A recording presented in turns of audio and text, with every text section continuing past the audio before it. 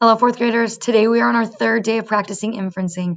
To review, inferencing is using what we know to make a guess about what we don't know. So yesterday we were practicing inferencing with pictures. Today we're going to be inferencing with text. So we have to use the clues given in the text along with our own experiences to figure out what is not directly said. So we're going to read this passage and then we're going to answer the question of where is Braxton coming from? Braxton was enjoying the walk home. He didn't always. Right now, however, the weather was perfect. It was that sweet spot between the heat of late summer and the chill of late fall. That point where the leaves were popping with oranges, reds, and yellows, but they still clung to the trees. The air was still. The peacefulness let Braxton's mind wander with ease, and it strolled back to this afternoon. Mrs. Lowe, the literature teacher, had assigned a major project, so Braxton started thinking about which novel he would write about.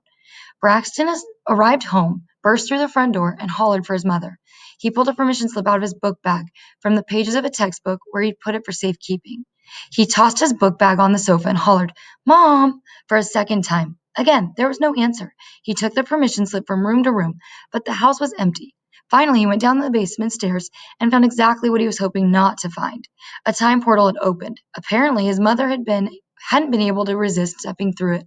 "Here we go again," Braxton moaned. So this last part doesn't really matter to what we're asking right now. So it's asking, where's Braxton coming from?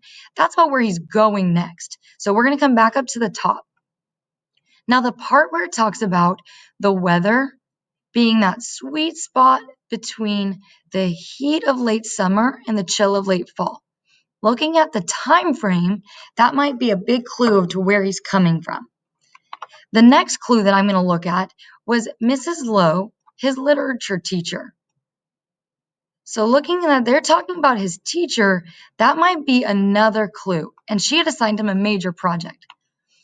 And the last clue, the last piece of evidence that I'm going to look at is that he pulled a permission slip out of his book bag and he had it from the pages of his textbook.